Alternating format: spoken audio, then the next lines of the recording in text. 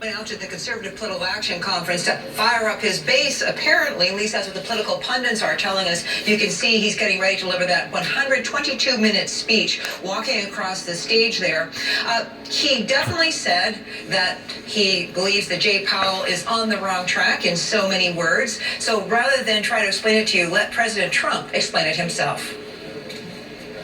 We have a gentleman that likes raising interest rates in the Fed.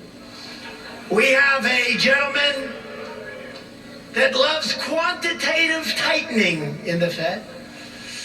We have a gentleman that likes a very strong dollar in the Fed.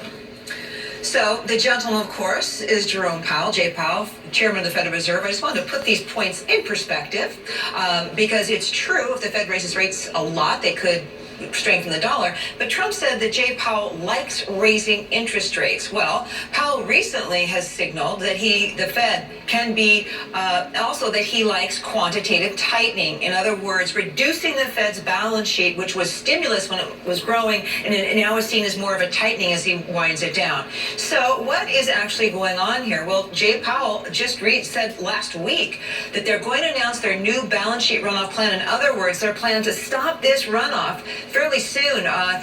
Randy Quarles said second half of the year. Jay Powell said that's a pretty big deal. And we know he's already said the Fed can be patient on rate hikes.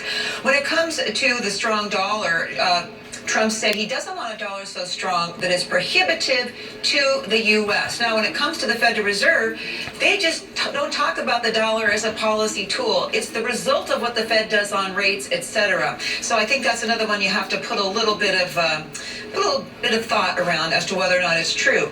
Now, it's also interesting, I think, that Jay Powell, having said the Fed can be patient, has really changed the outlook in markets. If you go into world interest rate projections with me on your Bloomberg, I'm going to show it on our TV screen so you can see it in case you're not sitting in front of a Bloomberg terminal.